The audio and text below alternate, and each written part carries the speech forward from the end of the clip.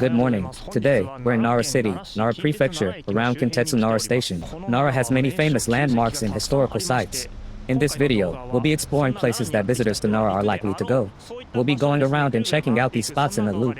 When you arrive at your travel destination, many people first go to drop off their luggage.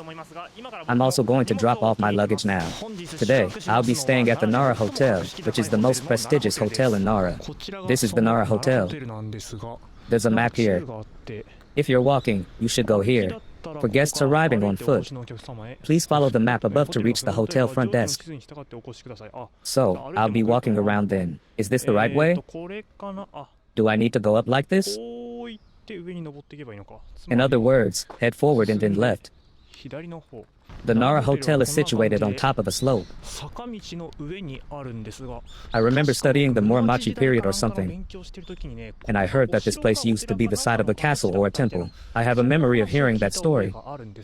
Inside the hotel, I suddenly saw a deer. In Nara, they walk around like this quite normally. Now we've arrived. This is the Nara Hotel. When His Majesty the Emperor visits Nara, he stays at the Nara Hotel, on top of buildings from the Nara period. Instead of shachoko, which are often seen, there are things called chibi often placed on them. Of course, the Nara Hotel is not a building from the Nara period, but it reflects that atmosphere here. Amazing.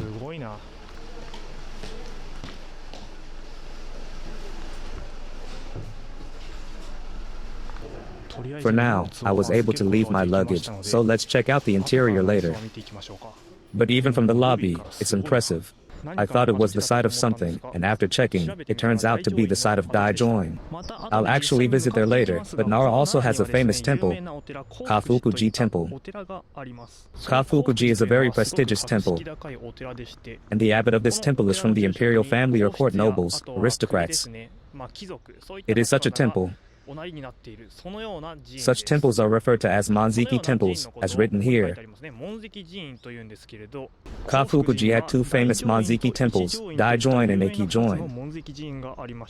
One of these two was located here. Oh, that's right, I remembered. I think Professor Goza's book on the Onin War had this story. That said, the purpose of this video is to explore famous tourist spots in Nara. So we'll be focusing on shrines and temples, and won't delve into niche topics. Next, we'll head to this famous place. It's well known. Gangoji Temple. It's well known, but some people may not have heard of it.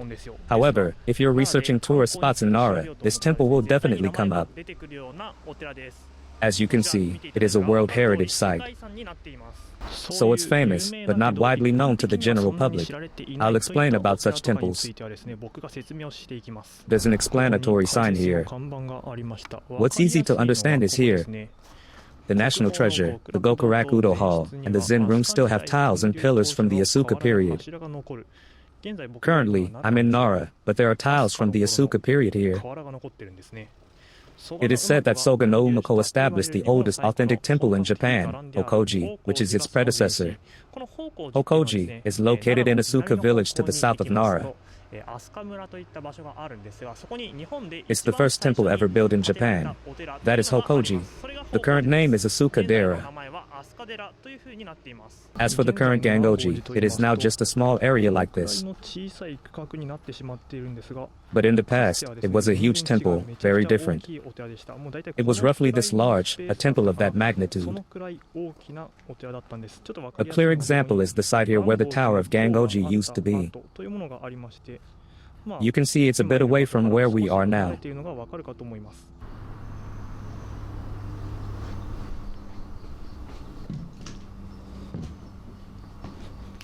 Here is the national treasure, the main hall.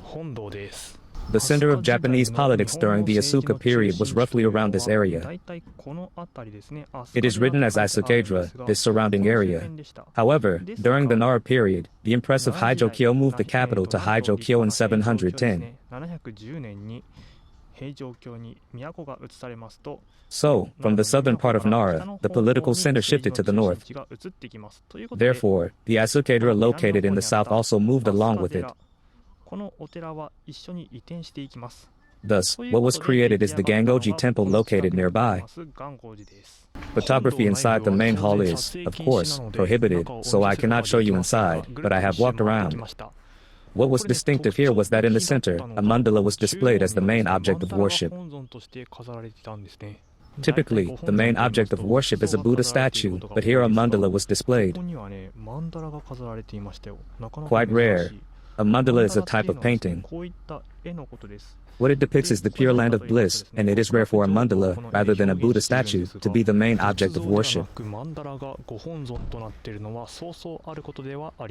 Originally, this main hall was a place where monks stayed and slept. It used to be a much larger Gangoji temple, but during the more Machi and Edo periods, the area suffered fires, which burned it down. That's why it has become so small, but the current main hall is what remains. In the Nara period, there was a concept called Tenshi Nanmin, where important people would face south when governing. That was the idea. Now, the direction I'm facing is north, so south would be over here. Looking at it now, the main front is facing east. According to the Tenshi Nanmin concept, having the front face east would have been impossible. So it's likely that Gangoji temple once had its front facing south. So I searched for Gangoji temple in Karen on Google, and various images came up. It's a bit hard to understand, so I'll probably work on it during editing at home. Since I've been talking about how Gangoji temple was much larger in the past, I tried to recreate it using Google Maps. Right now, I'm around this area, so the buildings that remain are just this one part. As I walked around, there was a sign saying look up and see Japan's oldest tiles. If you look up from here, you can see tiles made during the Asuka period. They are visible here. Can you see them? The tiles in this area are a bit newer in color, while the tiles in this area have an older color. These are the tiles from the Asuka period. According to the Nihon Shoki, Hokoji, Asuka Dera was established in the second year of Emperor Yomei's reign, 587 AD, by Soga no Umiko, who initiated its construction in 587 AD, and now it is 2023. 587 AD is 1,436 years ago. We don't know if these tiles are from the original construction, but it's impressive that tiles from such an ancient period are still preserved today. Now let's leave Hokoji and move on. As you exit the east gate of Hokoji, if you face north, you will see in the distance a pagoda. We're heading towards that pagoda now, so we've arrived here, at Sarusawa Pond, where you can see the 5-story pagoda of Kafukuji. The pond in front of us is called Sarusawa Pond, and here there is something known as the 7 Wonders of Sarusawa Pond. Since ancient times, there have been mysterious legends about Sarusawa Pond. It says so here. This is quite famous, saying that the water is neither clear nor muddy, frogs do not croak, and no algae grows. Fish are said to occupy 7/10 of the water and 3/10 is left. In other words, the water of Sarusawa Pond never becomes completely clear, nor does it become very muddy. There are no rivers flowing into it around here, and there are no rivers flowing out of it either. There is always a constant amount of water here, which is quite mysterious. Additionally, there are no frogs for some reason, and algae also doesn't grow. Every year, fish are released here, but there are no signs that the fish are increasing. Even though they release enough fish that there should be more fish than water, that is not the case. So it remains quite a mystery. However, these 7 wonders actually have an explanation. It's not obvious just by looking, but in fact, within the pond, at the bottom, there are places where water enters and exits, which causes the mysterious appearance of the pond. This Sarusawa Pond has been around for a very long time, as evidenced by various old texts such as the Yamato Monogatari, the Makura no Soshi, and also the Heike Monogatari. I have read the Heike Monogatari, and it mentions Sarusawa Pond. It's probably over there, where it describes something like putting heads side by side. What it means is that toward the end of the Heian period, there was a battle known as the Genpei War, also called the Jisho-Jue War. During that battle, the Taira clan came here and burned the area. So, to get revenge on the Taira, they cut off heads and lined them up over there. So, we will now head towards Kafukuji, where the 5-story pagoda we've been seeing is located. Kafukuji was originally established by Nakatomi no Kamatari, who was famous for the taika reform. He built it because he fell ill, but it was moved several times and eventually arrived at its current location. Here is a depiction of Nakatomi no Kamatari. And here is his friend, Prince Naka no Oi, who later became Emperor Tenji. Prince Naka no Oi and Nakatomi no Kamatari overthrew the Soga clan, which was corrupt, by decapitating them. After that, Japanese history entered the period of the taika reform. During this period, Prince Naka no Oi and Nakatomi no Kamatari were central in reforming the country's politics. So, Nakatomi no Kamatari was told, "You've done a great job. I'll give you a surname. From now on, call yourself Fujiwara." This is the beginning of the Fujiwara clan, which gained significant power during the Heian period. This is Sarasawa Pond, which we discussed earlier. It faces towards the south. According to the concept of the emperor facing south, important people would face this direction while conducting political affairs. So, the main entrance used to be here. It is now a place with nothing remaining. But in the past, there was a gate called the South Great Gate here. So even today, if you want to visit properly, it might be best to enter from here. Here, you can see some stones, indicating that there was once a gate in this area. This is the newly constructed Shukondo. According to the temple layout map, Shukondo is located directly ahead when entering from the South Great Gate. The most famous part is the 5-story pagoda. So, if you look to the right from Shukondo, you will see the 5-story pagoda. Currently, yes, it's under construction, possibly due to roof repairs or something. When you think of Kafukuji, many people might associate it with this 5-story pagoda. But as you can see from the temple layout, the central building is actually the Shukondo over there. The construction has probably just started. It's not fully enclosed yet. Most likely, it will be completely enclosed within a year. So if you're planning to visit Kafukuji, it might be better to come this year. You probably learned in your elementary school Japanese history classes that the Fujiwara clan dominated Japanese politics during the Heian period. Therefore, Kafukuji during the Heian period held significant power. The regent families, such as the Fujiwara Northern House, are often referred to as simply the Fujiwara clan. Because of their close ties with the Fujiwara clan, they were well protected and continued to thrive. The wide green area around Kafukuji is called Nara Park. As you can see, there are many deer living in the area. You might not be aware, but on YouTube, we can see something called the audience retention rate. It looks like this. At first, the rate is 100% because people are watching. Then it gradually decreases, and you can see how much it drops in the end. There are often peaks and valleys in the middle. By analyzing these, we can study what interests viewers. One of the popular segments in my videos is scenes where I'm eating. So, it's time for the long-awaited food review. I've got this deer biscuit here. I've never eaten it before, but I'm going to check if it tastes good.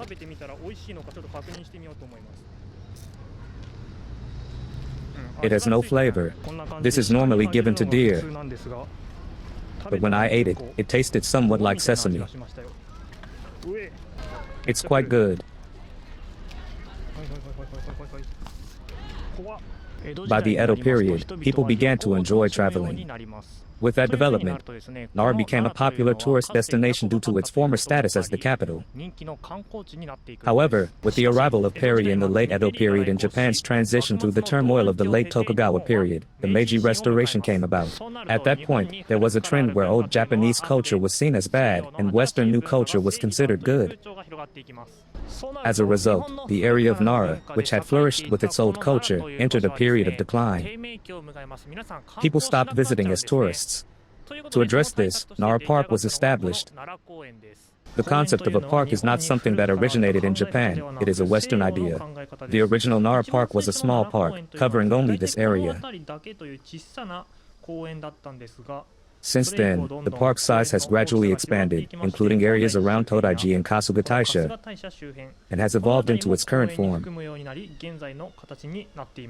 Next, we are heading to Todaiji, which was mentioned earlier. The autumn foliage in Nara Park is incredibly beautiful. While Kyoto's autumn foliage is very crowded, the foliage in Nara is relatively less crowded. If you want to enjoy the autumn leaves, I recommend coming to Nara.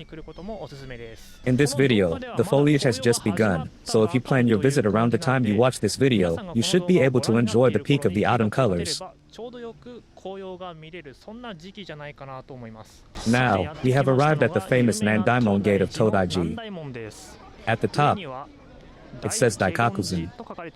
As mentioned earlier, the area around Todaiji was once burned down.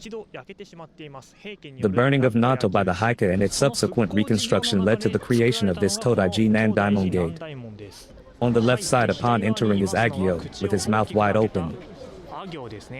And on the right side is Ungyo, with his mouth tightly closed. Perhaps you learned about this in middle school history? You might have to memorize these Kongoro Kishi statues, which are known to have been created by Unkei and Keikei. In the past, it was said that Ungyo was the work of Unkei, who excelled in three-dimensional sculpture, while Agyo was the work of Keikei, who was skilled in pictorial expression. However, after dismantling and repairing, it was discovered that the name of a completely different person appeared for Ungyo, someone named Jokaku and Tankyo. And for Agyo, the names of Unkei and Keikei were found. This creates a bit of a contradiction. This topic is still quite debated, but a prominent theory is that Unkei was in charge of the overall supervision for these two statues. He appointed Keikei as the leader for the Agyo statue, while Unkei himself took responsibility for the Ungyo statue. This theory suggests that Unkei was more involved with the Ungyo statue, which is why his name appears there.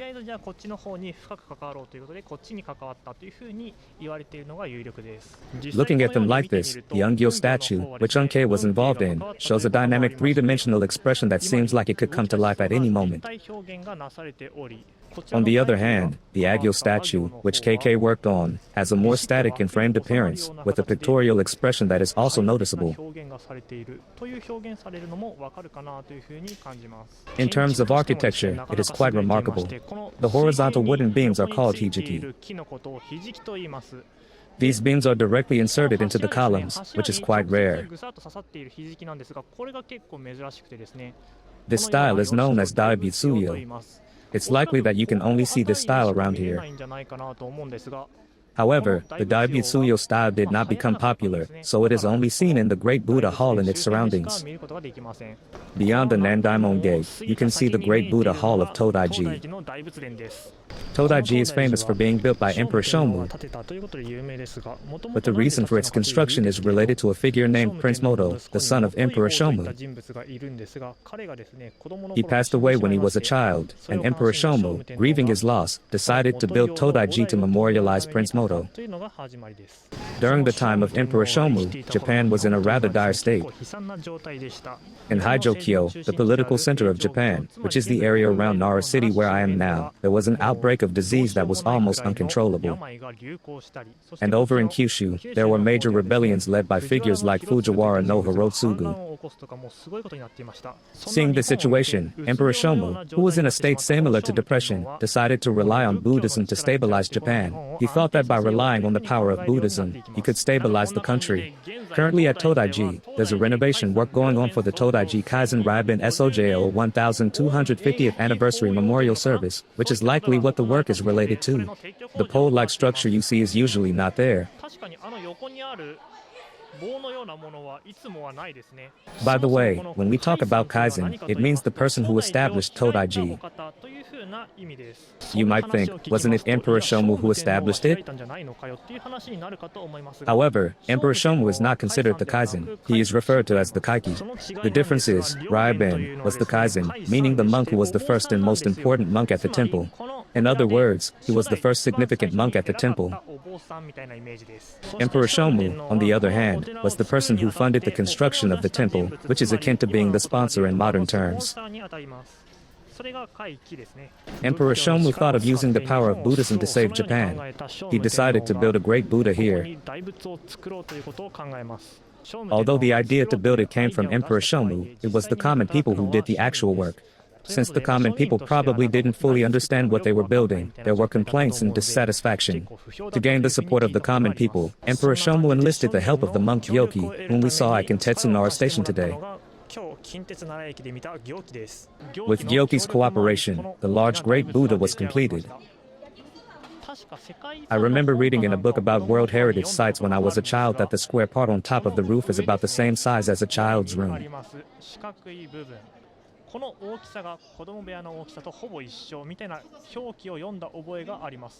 Hearing that, you can understand how huge it really is. The Great Buddha is famous as the Great Buddha of Nara, but its original name is Vairocana Buddha or Barushana. Initially, the plan was not to build it in Nara, but rather at a different location, Shigaraki Palace, not in Haijokyo. However, things did not go well there, so it was moved here and restarted. That's how it came to be known as the Great Buddha of Nara. If things had gone according to the original plan, it would have been called the Great Buddha of Shigaraki. I won't go into more detail about that, and I will move on. So, let's check where we are heading next. Our current location is here. The direction might be a bit confusing, but the left side is north. So the top is east. We will be heading towards the top, which is towards the east. Eventually, we will arrive at this place, Kasuga Taisha Shrine. From here on, it's uphill, so not many people might want to walk up, but the view is definitely worth it. If you climb this long slope, you will reach this area. If you turn left at the intersection in front of you, you will find the Nigatsudo Hall, famous for the water drawing ceremony held in February. But we are not heading to Nigatsudo today, we're going in the opposite direction. From our current location, we're heading to Kasuga Taisha Shrine. Kasuga Taisha, like the Kafukuji temple we visited earlier, is also related to the Fujiwara clan. The difference is simple. Kafukuji is a temple, while Kasuga Taisha is a shrine. That's the difference. Now we have arrived at Weikaku Sayama. There are many people at the top. There are also restaurants around the area, so it's a good time to have a meal. The time is around 12:30, so let's have lunch.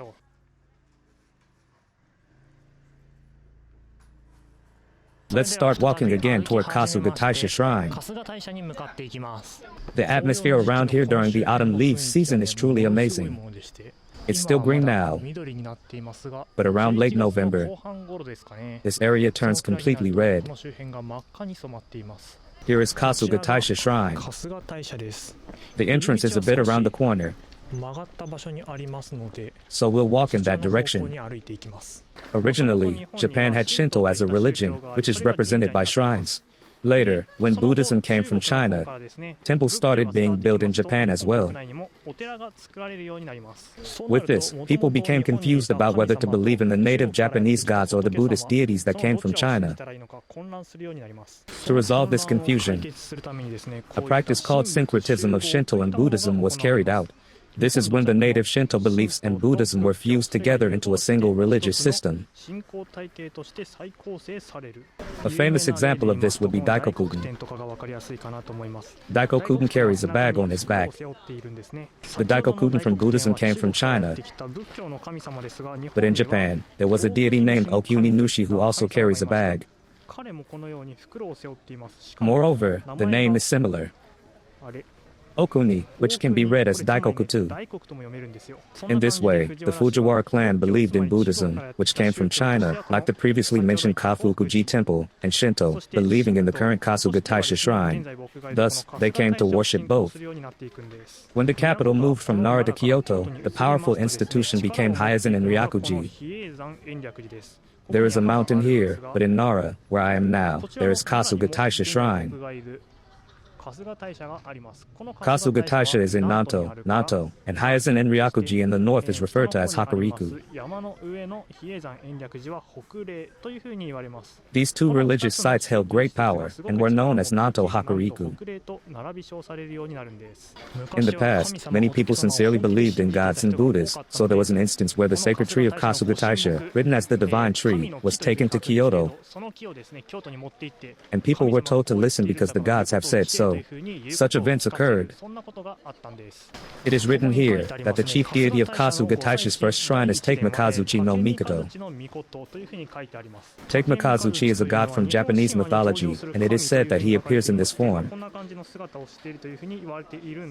But if you look below, the most famous example is this one. Kashima Shrine, located in Ibaraki Prefecture, is where Takemikazuchi, riding a deer, came to this place and settled here. This story influenced Nara, where deer are still known as messengers of the gods. Now, let's head towards the special worship entrance to the main shrine.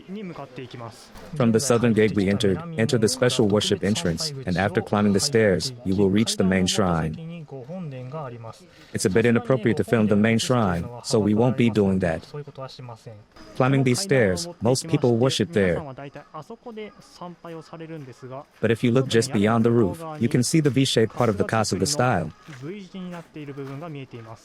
These hanging lanterns are quite impressive. For example, Naoi Kajiyuki, Yukita Heidi, and over there, Todo Takatora, and Tokugawa Tsuneyoshi, many people have donated these. As I was looking at the hanging lanterns, something caught my eye. It seems that it was probably donated by someone from France. The Arc de Triomphe and the Eiffel Tower. The part of the roof that looks like an X is called Kasuga Zukuri. This is typical for Kasuga Shrine. Of course, since this is Kasuga Shrine, it's normal here, but nationally, it's not that common. In Nara Prefecture, which is the home of Kasuga Shrine, you often see this style.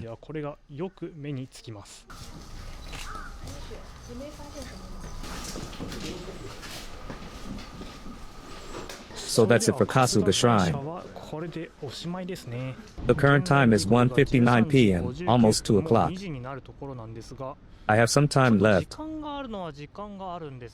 but I have plans at 6 p.m., so I can't go too far. I'm thinking about what to do. Looking at the map, I was considering where to go. And in the north, though it's not very famous and may not fit the theme of today, since it's the season for cosmos flowers, I think I'll head to the well-known Hanyaji Temple. To get there, taking a bus might be the easiest option, but I prefer to move around using my own legs, so I'll rent a bicycle and head there. At Nara Park, you can find places where you can rent bicycles, as shown here, and it's quite simple. There's an app for this.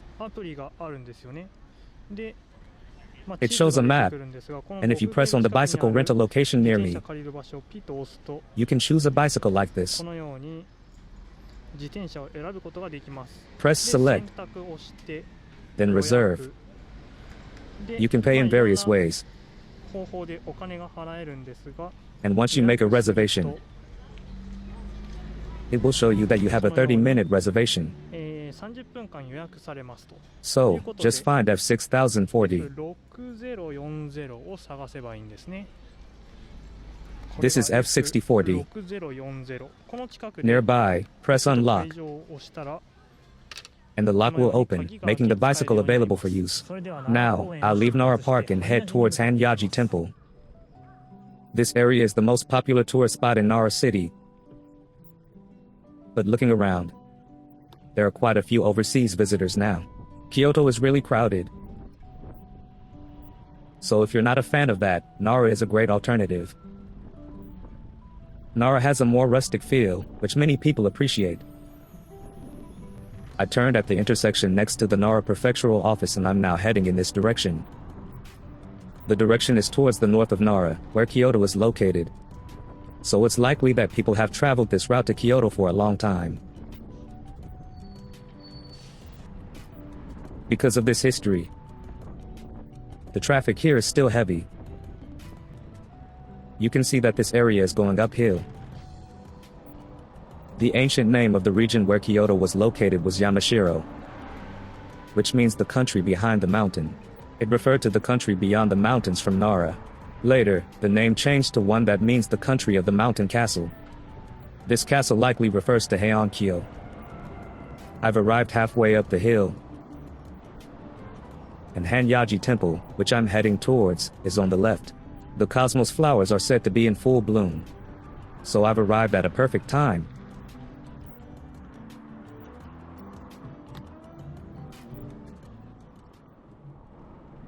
We have arrived at Hanyaji Temple. It's also known as Cosmos Temple because many people visit during the peak blooming season of cosmos flowers. It's truly wonderful. I came at a great time. According to the text here, Hanyaji Temple stands along the ancient road of Nara Slope and was established during the Asuka period by the Korean monk, Suiken Hoshi. Since it's from the Asuka period, it means Hanyaji existed here before Nara thrived as Haijokyo.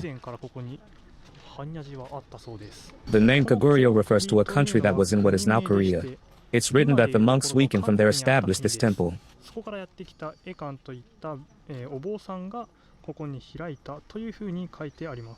Looking at this, it says that during the Heike's attack on Nanto, the temple grounds were reduced to ashes. It must have been quite a distance, but the fire spread here. The burning of Nanto is famously depicted in Heike Monogatari.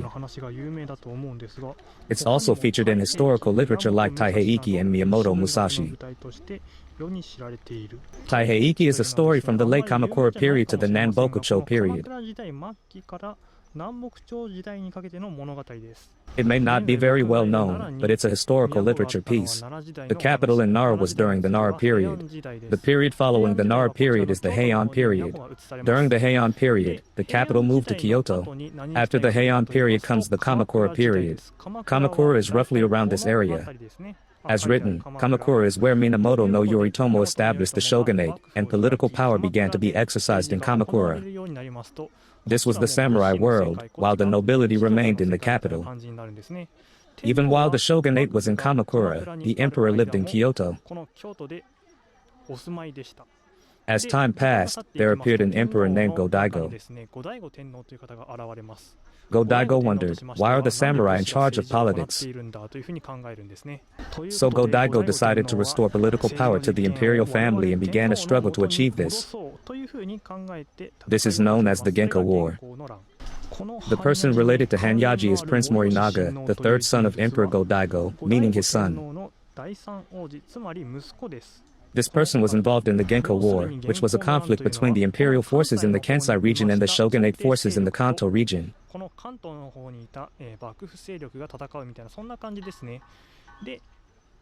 Emperor Go-Daigo began the fight from a place called Kasagi, which you can see here.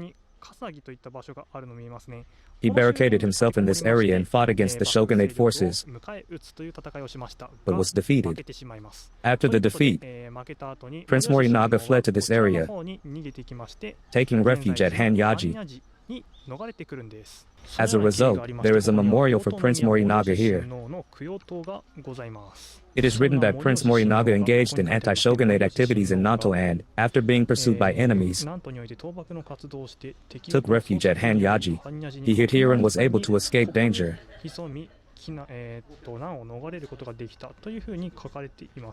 This is the Kyozo where Prince Morinaga hid. I've read the Heike Monogatari and Taiheiki, so I can explain them, but I haven't read Musashi, so I'm not sure. It's said that a duel took place on the slope in front of Hanyaji, but whether that's a fact or not, I'm not sure. I know the story. At this time, Hanyaji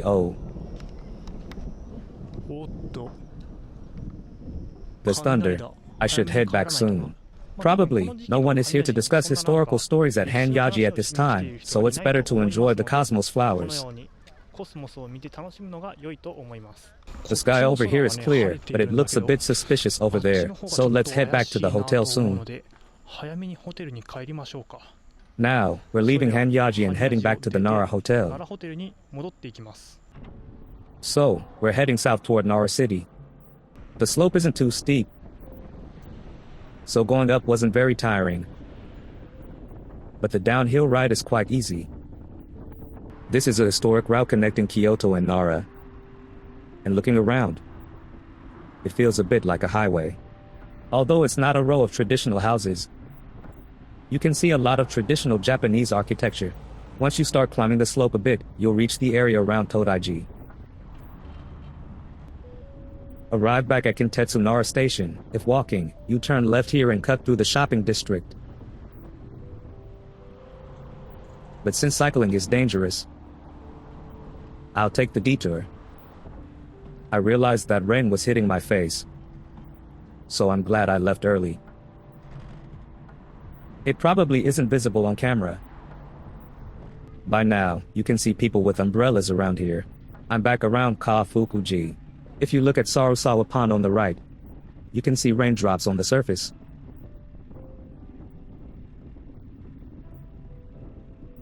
Arrived at the bike return spot. From here, I'll walk back to the Nara Hotel. It started raining quite a bit, and there's lightning again. I'm glad I made the decision to leave early.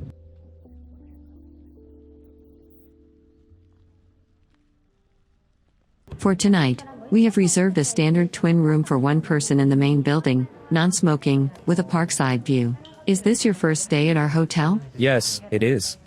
Thank you. This main building is a wooden structure, and it is now 114 years old. The entire building is wooden, and we have non-smoking rooms available. Throughout the main building, there is red carpet. It's quite spacious. We have many guests who come for wedding photos.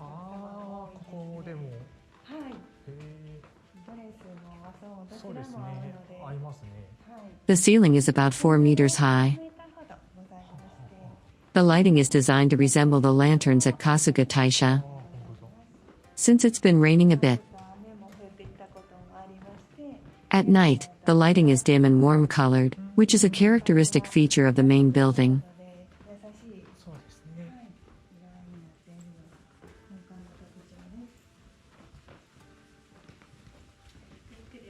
Please make yourself comfortable.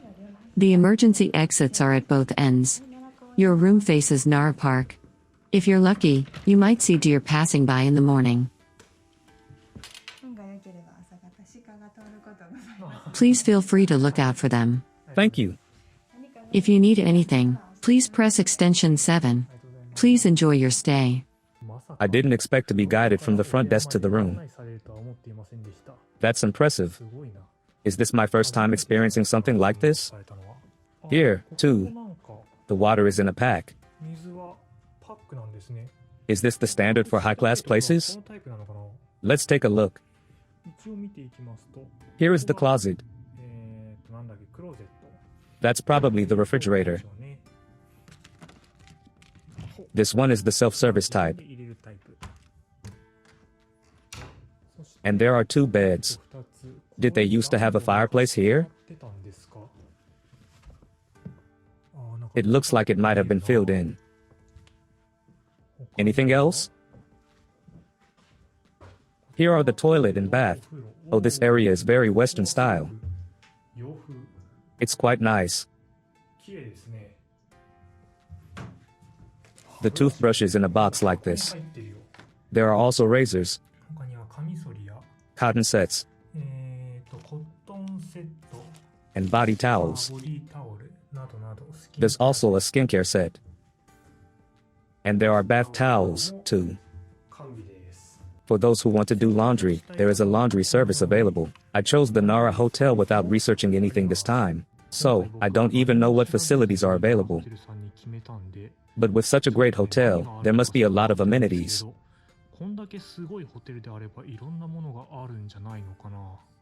Let's take a look.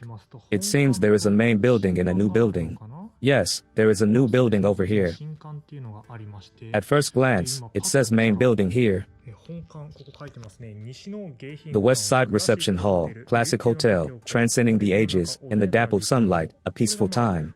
This is written prominently, and looking down, it says architect, Tatsuno Kingo. Wow, so that's who designed it. He's the one who designed Tokyo Station and the Bank of Japan. Looking further, the main building, constructed in 1909. features mantelpieces from the time of its founding. This fireplace was indeed used in the past. Wow, it's amazing that such things have been preserved, and the furnishings exude the elegance of that era.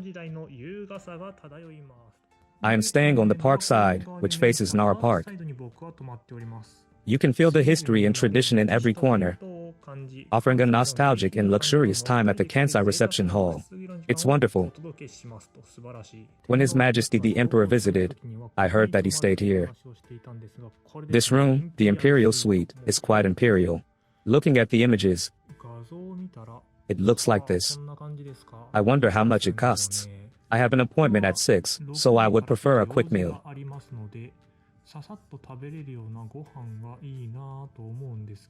If I go now, what are my options for dinner? Dinner. Ah, that looks amazing. It seems like a great choice. If I can go early, I should go now. For now, I'll check if I can get a meal within 2 hours. I went to the front desk to ask, but they said the reservations were already full. I see. So I thought, what should I do? Then I found out there was a room service menu. So I decided to order from that. I called the restaurant and arranged for them to bring the food at the specified time. That said, there's still plenty of time until dinner, so I've decided to have a coffee for now. I've been guided to a place with a really nice atmosphere, and I'm very pleased. It's from the afternoon to the evening, where you can find lattes, other coffees, and desserts in a cafe-like setting. Beyond this glass, there is a bar, which will likely turn into an alcohol-centric place at night. Since it's raining, I'm checking the weather for tomorrow. It's supposed to be sunny tomorrow. Outside the window, Nara Park stretches out. My drink has arrived. I was wondering what was in it, and found there was syrup. What I got was an iced latte. After traveling around and getting tired, coming back to the hotel and relaxing in a space like this is wonderful. It's a great experience. And speaking of Nara Hotel's specialties, it's this apple pie. Many distinguished guests visit this Nara hotel, and this apple pie is something they've all enjoyed. Of course, even the tableware is incredibly high quality, though I'm not very knowledgeable about it. But the fork, knife, and plate are apparently very valuable. I'm sure you can tell without me saying that the apple pie was absolutely delicious, and next to it were some macaron. It seems that according to what I found on the internet, the bar can be used by people who are not staying at the hotel as well. So, it's definitely worth a visit for anyone in the area. This is vanilla ice cream. Real vanilla flavored ice cream is quite rare. Thank you for the meal. I think I had a great time. To explain to everyone just how incredible the Nara Hotel is, I thought it might be quicker to show this. As you can see here, these are photos of members of the Japanese imperial family visiting the Nara Hotel. Of course, the Nara Hotel has a long history, so here red text indicates major events, black text shows notable guests, and blue text details the hotel's history. It's a comprehensive timeline. Starting from the Meiji era, the Russo-Japanese War, in which Japan defeated Russia, was a significant global event. People were astonished to hear that Japan had won against Russia. It led many to visit Japan. This is when the Nara Hotel was established. During that Russo-Japanese War, a prominent figure was General Nogi Marizuke. He also visited the Nara Hotel. And then Emperor Meiji passed away, marking the end of the Meiji era. Here, it's labeled the first register book, which is the guest book. The Nara Hotel was founded in 1909, and this is the first guest book used for about 2 years. It is displayed here. Here is a view of the Nara Hotel under construction. There are also photos from the early days of the hotel and parts of doors used in its early days, which add to the historical feel. The Taisho era was brief, but notable events include the beginning of World War I. You can see the state of things from photos like these. You can also explore the hotel and find locations from these historical photos, which makes for an enjoyable experience. The photo on the left shows as described, a piano played by Dr. Einstein. There was also a map of Japan in the hotel. This is a map from the end of 1914. The Tokyo station opening was in 1914. It seems the opening ceremony took place during World War I. Many people gathered in Tokyo to celebrate the opening of Tokyo Station in the fall of Qingdao.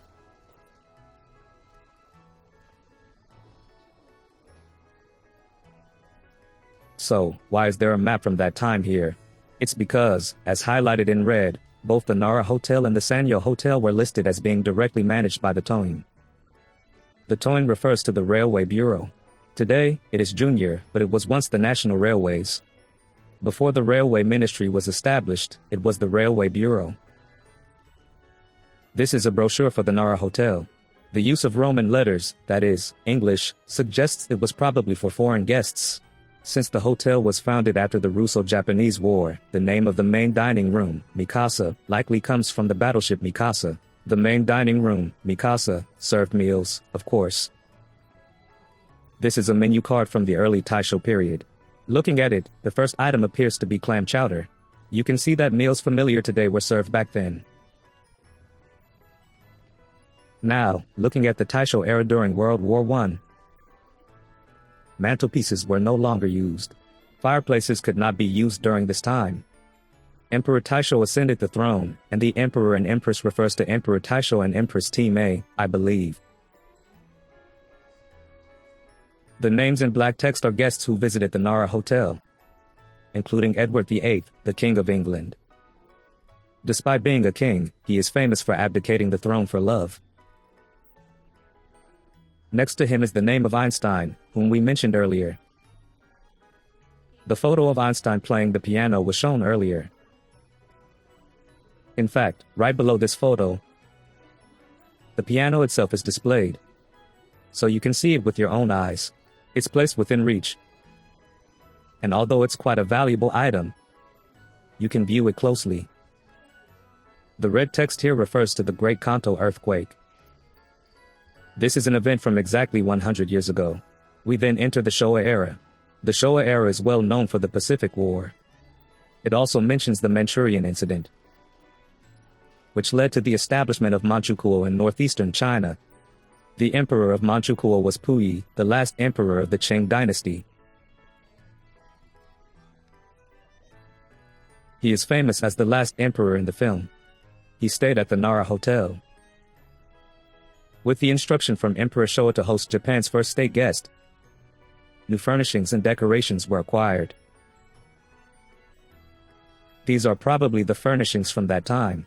Following the Manchurian incident, Japan entered a war period. And after the war, the occupation by GHQ began. At that time, the Nara Hotel was occupied by the U.S. military. This photo shows the main entrance during that period. Later, under GHQ's administration, Japan began its reconstruction. Then, after the outbreak of the Korean War, the U.S. decided that Japan needed to become self-reliant. So the military occupation was lifted. After that, the Nara Hotel resumed its operations.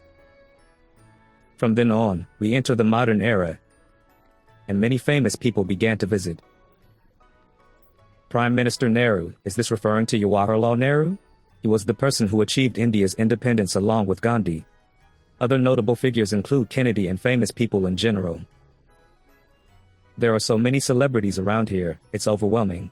In this way, the Nara Hotel has been cherished by many people, and after the passing of Emperor Showa, we entered the Heisei era.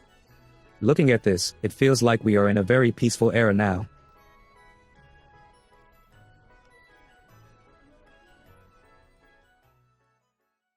Now that I finished my 6 o'clock call, and since the food was already brought to me at that time, it's already here. So now I'm going to eat. I think this is my first time ordering room service. Ta-da! Oh, here it is. Room service beef fillet steak, and I also ordered some bread. Even without reserving a restaurant, being able to have something like this is very appreciated. Since this is such a proper hotel, it should be absolutely delicious. Looks good. What about the bread? I wonder what it is? From my limited knowledge, I think it's probably walnut bread. And this is just regular bread.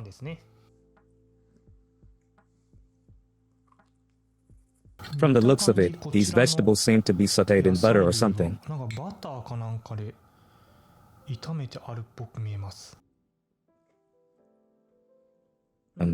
You don't even need to add sauce, it's well seasoned and tasty. Maybe because it's autumn, it includes sweet potatoes. The sweet potatoes themselves are delicious. Well, I finished my bath and I'm now ready just to go to bed. I'll review the route I took this time. Today's video starts from Kintetsu Nara Station, and we walked around the area near Kintetsu Nara Station, with our first destination being the Nara Hotel, where I am currently staying. After dropping off my luggage at the Nara Hotel, I headed to Gangoji Temple, which is quite close. If you're staying at the Nara Hotel, it's easy to get to. After Gangoji Temple, I headed to the road that leads out from there, and looking ahead, you can see the 5-story pagoda, which I mentioned. That's Sarusawa Pond. And this 5-story pagoda is Kafukuji Temple, as noted here. From Kafukuji Temple, I headed east, and this area is green, Nara Park. From Nara Park, I went to Todaiji South Gate and then visited Todaiji Temple. After that, I continued heading east along this road and walked on, where I had a meal. Around here is Kasuga Taisha Shrine. After visiting Kasuga Taisha Shrine, I thought about what to do next. I returned to Nara Park and pondered my options. Then I remembered that the cosmos flowers were in bloom. So, I decided to rent a bicycle from Nara Park and head north to Hanyaji Temple, which is here. Hanyaji Temple, it's over here. Here it is. That concludes today's itinerary. Afterward, I explored the Nara Hotel. That was the outline of my day. So, as for tomorrow's plans, as you can see, today I covered roughly this area. In Nara City, this area is the most suitable for sightseeing. But of course, there are other places worth visiting. Tomorrow, I will head to the famous Yakushiji Temple and then to the north, where you can walk a bit to find the Toshadaiji Temple. I plan to visit those, and beyond that, I haven't thought too much. But I'm considering going to Haijo Palace Park. So, since there's more to do tomorrow, I'll go to sleep now. Good night. Good morning. The date has changed. It's Thursday, October 26th. The time is 7:44. Since breakfast is available from 8, let's head over there. So, we're here at the main dining room, Mikasa. The interior has a traditional Japanese style, feeling quite classic. When I come to places like this, I usually look at the ceiling. It's an open beam ceiling. It has a high-class ambience. The weather today is clear, making it perfect for travel. It's nice to see this view in the morning. On the table, the breakfast menu is displayed. The menu is set, so you don't choose it yourself. It's brought to you as soon as you sit down. It's served in a 2-tiered bento style, and it's quite a healthy breakfast. Looking at the second tier, it seems to be grilled fish. It looks like seasonal ingredients are used, so the contents might vary quite a bit. There's miso soup and white rice. I was told that refills are available. All the dishes are lightly seasoned, so the ingredients themselves must be delicious. It felt like I was eating something quite luxurious. So, breakfast is finished, and after checking out, I'm heading out for sightseeing in Nara.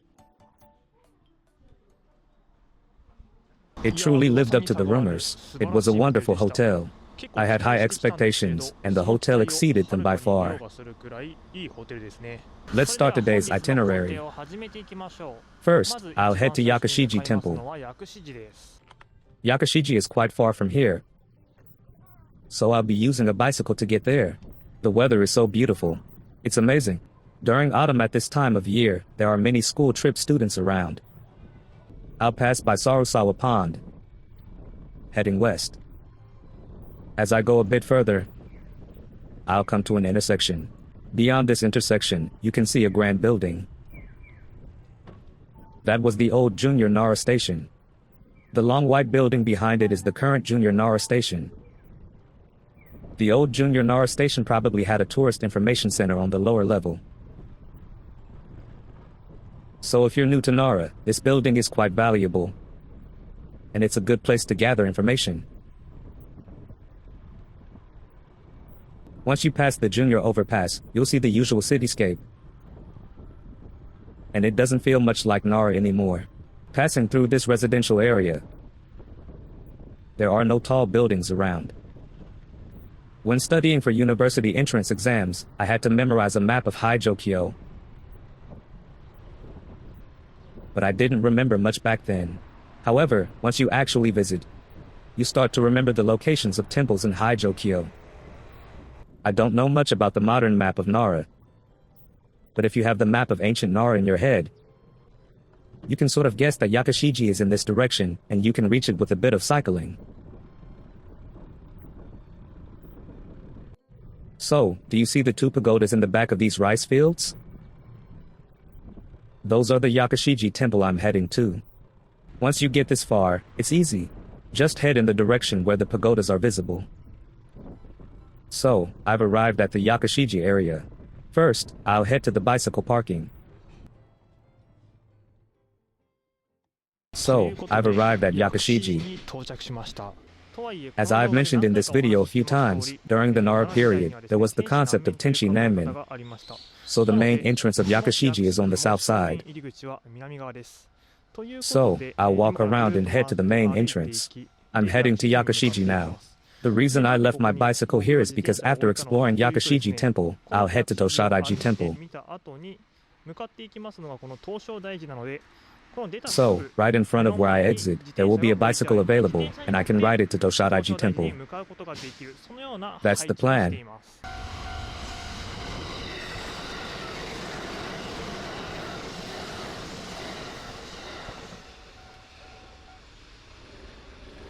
I've walked around to the south side of Yakashiji. Most people probably start their visit to Yakashiji from here. Looking to the right, you can see a huge number of buses lined up, so it seems to be a popular spot. If you walk along this mountain path, the first thing you'll see is Yakashiji's guardian shrine, Kyukaku Hachimangu. Here, it's traditionally said that before visiting Yakashiji, one should first visit Kyukaku Hachimangu to purify oneself, as this was the custom passed down. So it's written here that you should purify yourself here before visiting Yakashiji.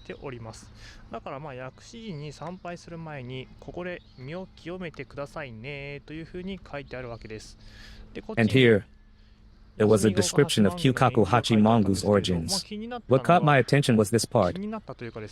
I thought it would be useful to mention it here. In the 8th year of Kicho, 1603, the Edo shogunate was established in 1600. So a few years later, 1600 was not the Edo shogunate. That's right, it was Sekigahara. So, 3 years later, Toyotomi Hideyoshi was the one who created this shrine. There was a clear image that helped explain this. Nobunaga planned to go to Kyoto and pursue the unification of the country. However, Oda Nobunaga died. This event is known as the Honnoji incident. After that, Toyotomi Hideyoshi succeeded and achieved the unification of Japan. Then came Tokugawa Ieyasu. Tokugawa Ieyasu won the Battle of Sekigahara, and subsequently, the Tokugawa shogunate was established. This was in 1603, so this shrine is from the early days of the Tokugawa shogunate in the Edo period. It's remarkable that the shrine from the beginning of the Edo period still remains. Later, what happened to the Toyotomi clan? The Toyotomi clan was destroyed in the siege of Osaka. So, Yakushiji, as evidenced by the fact that the shrine was sent by the Toyotomi, was aligned with the Toyotomi.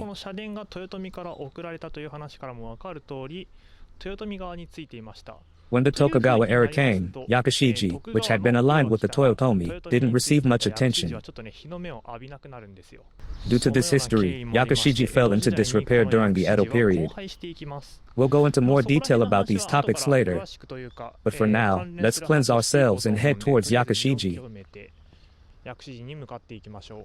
After leaving Kyugaoka Hachimangu, we walk a bit and then we'll see the south gate of Yakushiji. From the south, to the right is the east, so this is the East Pagoda. It's written as Higashido. And over here is the West Pagoda, Nishito. So what is Yakushiji exactly? This temple was commissioned by Emperor Tenmu, the 40th emperor of Japan from the Asuka period. He expressed a desire to build a temple here. Originally, it wasn't built here, but in Asuka, further south. It was established in Asuka's Fujiwara-kyo. Now, Yakushiji is located in the western part of Nara city. I'm not sure what to call this area. It's further south, where the ancient capital of Asuka used to be. There's a place called Asuka Village. Here was Fujiwara-kyo. Searching online is quicker, so I looked it up. It's written as Han, but read as Jin. The Han Yakushiji ruins are located near the Fujiwara Palace ruins. If we look at the current location, it's quite a distance away. The Yakushiji that was once here was moved to this location. The reason for the move is simple. The capital was moved from Fujiwara-kyo, and it was relocated to Heijo-kyo. From here on, the explanation generally goes like this. Here, the East Pagoda is the only remaining structure from the original construction, and its water vapor at the top is truly beautiful. The East Pagoda is this tower here, and as you can see, the color is quite different. The West Pagoda is painted in vermilion and green, white, and black. In the past, the East Pagoda also had such colors. Since this has been preserved from the time of its construction, it has this old-fashioned color, while the restored pagoda reflects the colors from that era.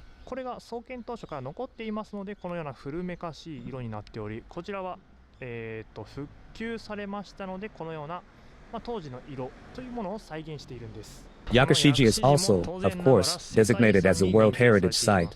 Until 2 or 3 years ago, the East Pagoda was enclosed, and it seemed like it was being restored through construction. But now, the restoration work has been completed, and the interior is open to the public. It's amazing. I haven't been inside this site yet, so I decided to check it out. The pagoda at Yakushiji appears to have 6 layers at first glance.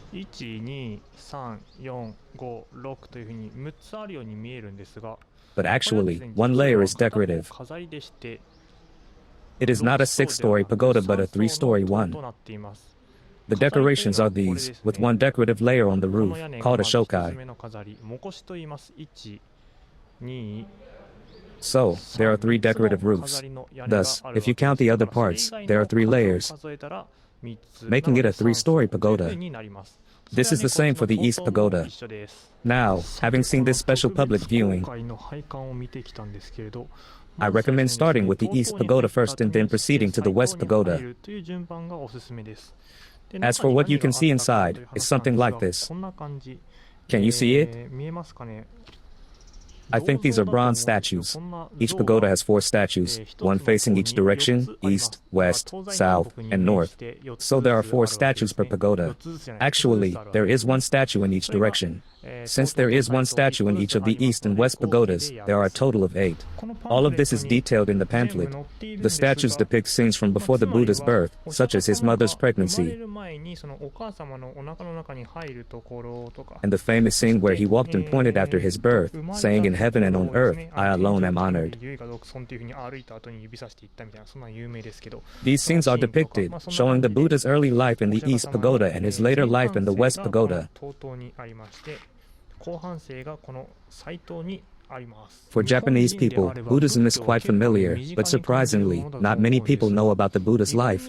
So, when you visit Yakashiji, make sure to see these exhibits. These 4 bronze statues were created by the famous sculptor Shinya Nakamura.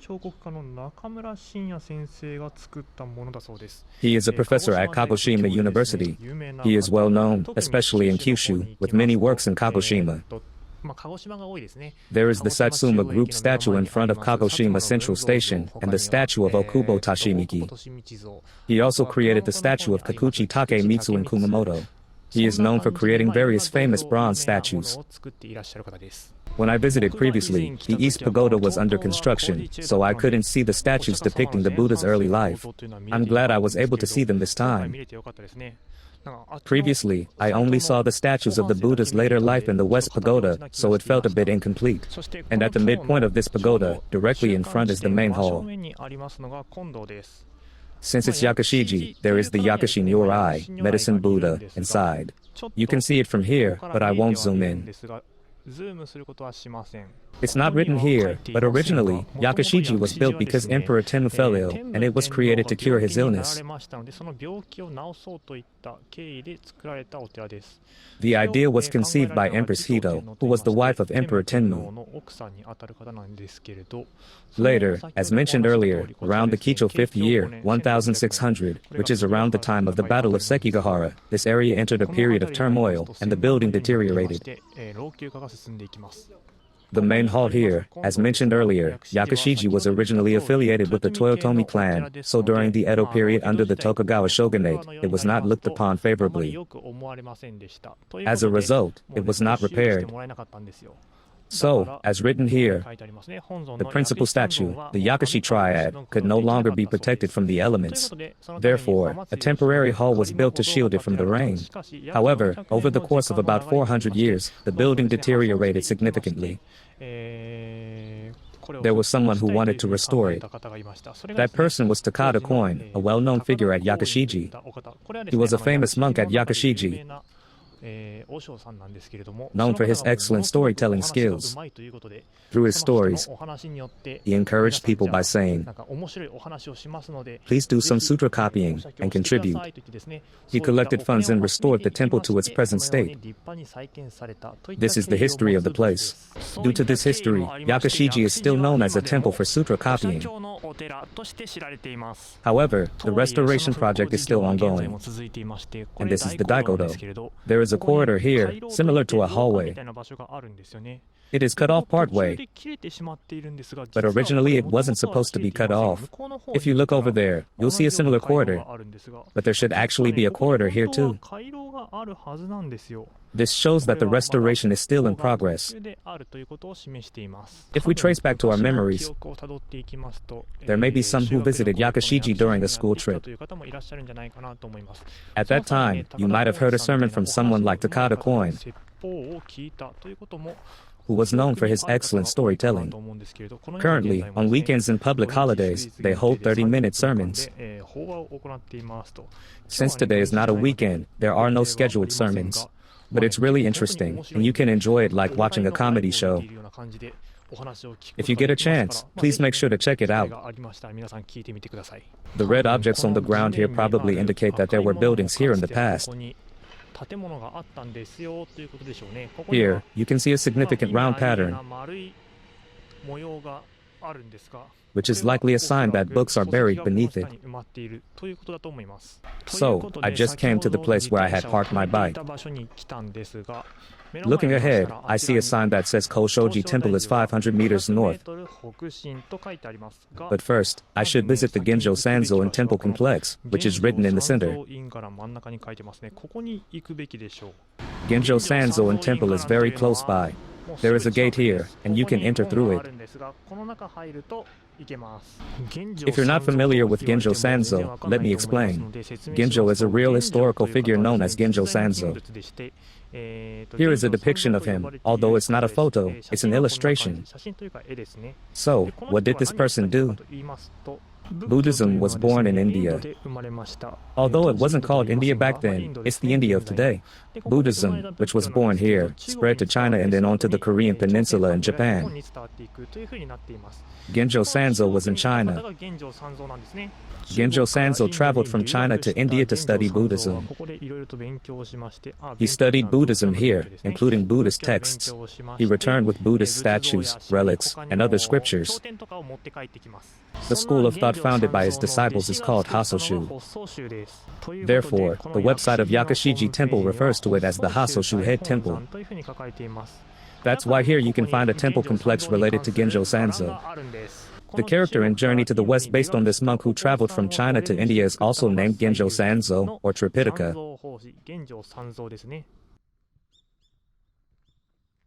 As for the Genjo Sanzo and temple complex over here, it wasn't originally part of Yakashiji Temple. I remember it being something that was built relatively recently. Photography was prohibited inside, so I can't show you, but there were wooden statues of Genjo Sanzo and related landscape paintings, or murals. Now, leaving Yakashiji, we'll head towards Toshadaiji, which is further north. Toshadaiji is really close to Yakashiji. So if you're planning a trip to Nara, I recommend visiting both of these temples together. To show you how close they are, I'll show a fast-forwarded video of the bicycle ride. I remember that when I first visited Nara after starting YouTube, there was a noodle shop around here on the right, where I had some udon. And so, we've arrived. The earthen wall right in front of us. This is Toshadaiji. There was a souvenir shop nearby, so I was curious about what they had, and I'm currently checking it out. Since I'm in Nara, I thought I'd spend some money here, so I got this cider. After traveling quite a bit, I was thirsty, so it was perfect timing. Now, I'll go inside Toshadaiji. Toshadaiji is written in kanji like this, meaning invited from Tang. Here's the explanation on the back of the ticket. Toshadaiji was founded in the 3rd year of the Tenkyo Hoji era, a rather rare four-character era name, by the Tang monk Ganjin. So, many people may have heard the name Ganjin, but he was not Japanese. He was a monk from the Tang dynasty. In elementary and middle school studies, you might have seen a photo of this statue of Ganjin. This statue is located here at Toshadaiji. This temple is also, of course, counted as one of the World Heritage Sites. When you enter the temple grounds, the first thing that catches your eye is this golden hall. The golden hall is the most important building in a temple, so that might be a useful way to think of it. As I mentioned at the Nara Hotel, the shibi, roof ornaments, are placed on the top of the roof. I won't show the inside, but the principal image is the Vairocana Buddha. It's a smaller version of what we saw at Todaiji, though it might be unfair to call it small. The great Buddha of Nara is just so enormous. This temple houses such a Buddha statue. When you come to Toshadaiji and talk about Ganjin, there is one essential thing you must mention, which is the kaidan, or ordination platform. Nowadays, monks are known for not eating meat, meaning they do not kill, and for not marrying, meaning they do not have wives, leading quite a strict lifestyle.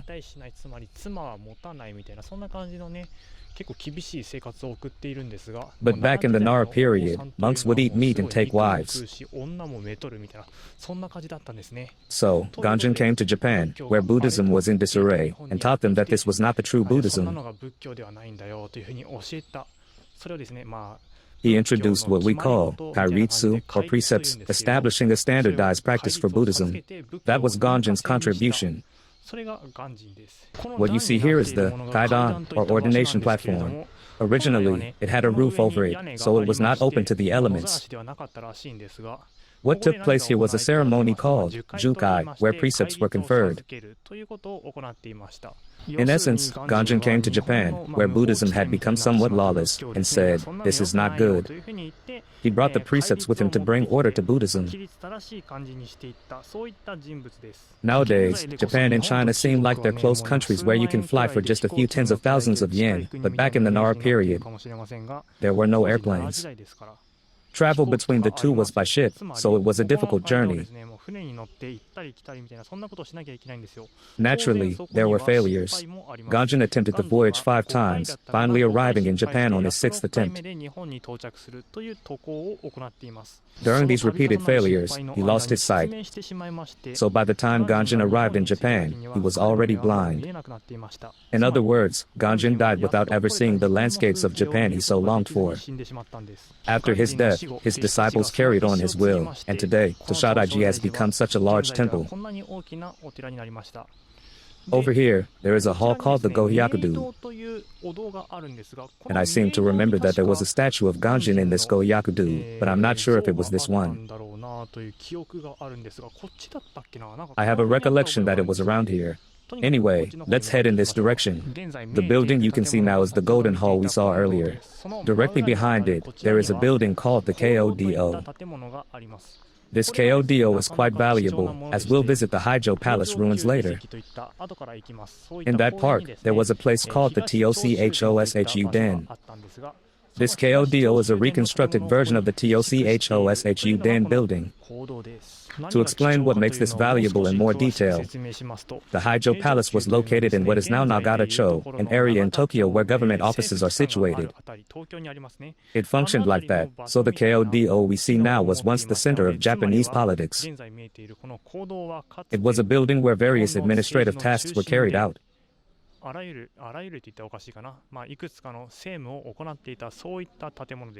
Is that the Kaizen-do? There's a sign there. I wonder what it says. No, it's Basho. It says, Wakabashite, Omi no Shizuku, Fukuwabaya. It's written Basho. But I think it's a poem by Matsuo Basho.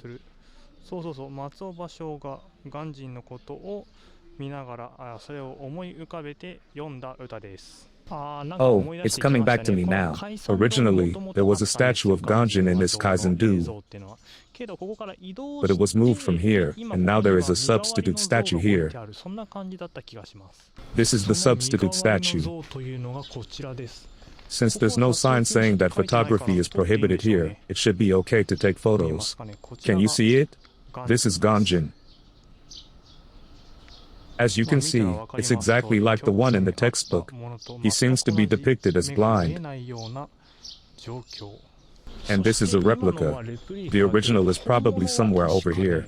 I think it was inside this building. Ah, it was correct. It seems to be here. This was created to enshrine a statue of Ganjin. In other words, inside this building the statue from the textbook is enshrined. Ganjin had a tremendous impact on the exchange of Buddhism between Japan and China. However, he never returned to China and passed away here in Japan. His mausoleum, that is, his grave, is located on the grounds of Toshadaiji, and here it is. I was quite surprised when I first came here. It has a very solemn atmosphere, with moss spreading so beautifully. I wonder how many years it takes for moss to grow so beautifully without human interference. It's such a scene. But perhaps people come in to take care of it. Ganjin's grave is like this, surrounded by a pond all around. It's a donut-shaped pond, and his grave is in the center. Here is Ganjin's grave. It looks like an ancient tomb. What shape is it? 1, 2, 3. Is it hexagonal? I walked around the grave, and at least the walls are octagonal. An octagonal shape? Could that be right? Octagonal graves are often used for imperial tombs. Here it is. It's labeled as an octagonal tomb. An octagonal tomb is a type of ancient tomb built at the end of the Kofun period. It has an octagonal shape. Famous examples include the tombs of Emperor Tenji, Emperor Tenmu, and Empress Hito. That's the story behind it. But why the octagonal shape? I don't know either, so if anyone knows, please let me know. By the way, after walking around, I realized that the pond, which I described as donut-shaped, is not actually donut-shaped. It's more like a horseshoe shape. It's rounded on one side, resembling a horseshoe. I've talked a lot about how Kanzeon had a strong influence on Japanese Buddhism. As for influencing Buddhism, Japan has been greatly influenced by Buddhism. In other words, Kanzeon indirectly influenced Japan. Given that, it's worth visiting this place at least once. Now, leaving Toshadaiji, we are heading to the Haijo Palace ruins. It seems that redevelopment is progressing in this area. During the Nara period, this area was a prime location, but now it's a parking lot. On the right side of the screen, there's a building that sticks out a bit. That is the Suzakumin Gate. It's the main entrance to the Haijo Palace ruins. On the left side, you can see a replica of a Tang Dynasty ship. So, let's park our bicycles around here and enter the park. We have now arrived at the Haijo Palace Site Historical Park. It's already past 12 o'clock, so it's just lunchtime. The place I'm currently at is Suzakudori, which is the main street of Haijo-kyo. The gate over there is the Suzakumin Gate, and this square is called Suzakumon Square. I think there's a restaurant around here.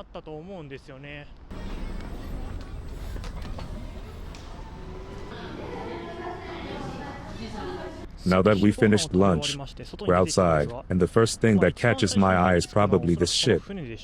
This ship is a replica of the ships that traveled to Tang China during the Nara period. The Tang Dynasty, present-day China.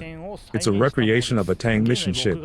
Currently, I'm at Haijo-kyo, which was the departure point, and the route initially passed through the land route, eventually arriving in the Tang capital of Chang'an. Here are items that the envoys took to Tang, and here are items they brought back from Tang. As you can see, materials were exported,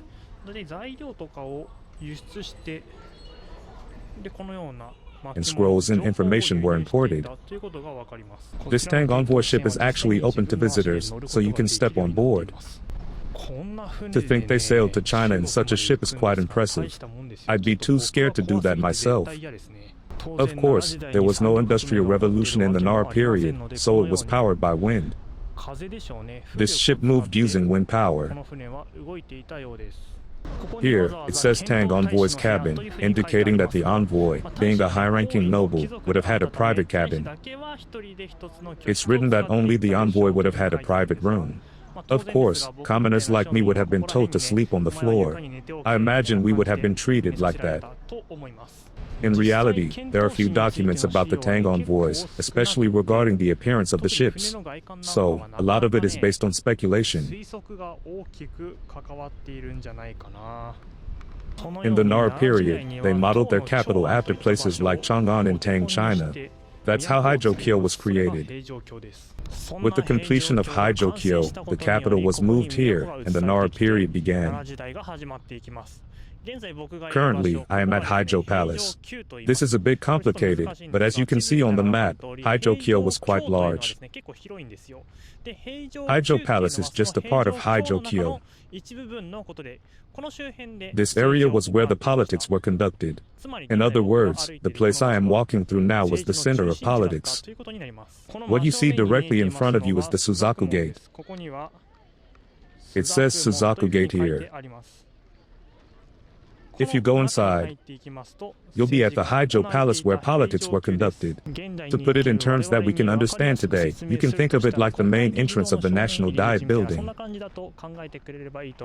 However, the National Diet Building is a place where elected representatives debate and make decisions.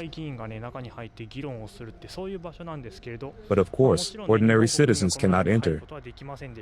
At that time, the emperor and the nobles were the ones in charge of politics. I hope in charge is a better term. They were the ones who led politics, so only people of high status could enter this place. When I first came here, there was nothing there, but each time I visited, the construction kept progressing, and now it's all finished. Amazing. I'm going to visit for the first time. Beyond the Haijo Palace, there are the Kintetsu railway tracks, but I'm not sure if they're going to be removed or not. I remember there was talk of moving them, but did that get cancelled?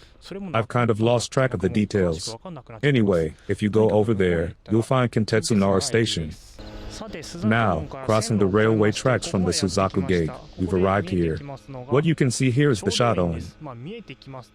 When I say see, you can't actually see anything, but there used to be a facility called Shodoin here. To make it clearer, they've added a picture over there. This is what it used to look like. Earlier, we went to Toshadaiji, where I talked about the Takashuden. The building that was once here was probably relocated and used to create Toshadaiji, in my opinion. I thought they just shifted the roof sideways, but it turns out that's not the case. If you look over there, it says East Tower Reconstruction, so they must be building something new, separate from the gate. Wow, that's amazing. This gate was just finished recently. And since it says East Tower Reconstruction, after finishing the east side, they'll probably work on the west side next. Right now, there's nothing here like this, but in a few years, the West Tower will be built. When I went to Seoul, South Korea, I visited a palace called Gyeongbokgung, which was beautifully restored. I remember thinking, it would be great if Haijo Palace could be restored like this. It seems like that's what they're aiming for, and I'm happy about it. Given its size, it's probably extremely difficult to restore. Haijo Palace is even older than Gyeongbokgung, so it must be quite challenging, but I'm looking forward to it. Since we're here, let's go see the East Tower, which is currently under construction.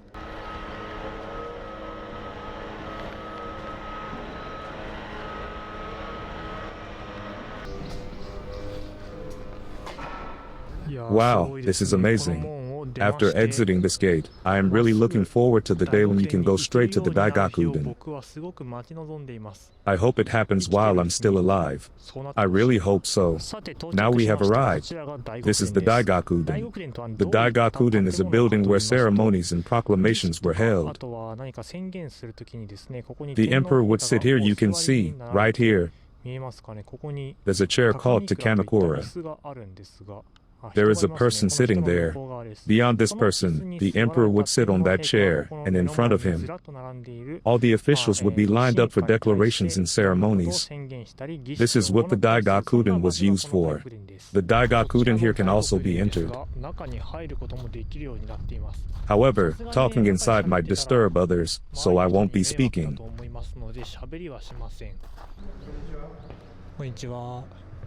Here is the Takamikura, which is written here. During the Daigakuden's activities, in the first Daigakuden, the place we are now, the Takamikura, the emperor's throne, was placed. As written here, there is a picture here. But when ceremonies were held in front of the Daigakuden, people would be lined up and the emperor would view them from inside the Daigakuden. You can get very close to see a model of the Takamikura's exterior, which is magnificently recreated. Around the time when Heisei changed to Reiwa, you might have seen many photos like this. This is the Takamikura. There are some differences in the details, but it is quite similar to what was in the Haijo Palace. Seeing things with your own eyes and walking with your own feet makes a strong impression. I encourage everyone to visit Nara. Thank you for watching.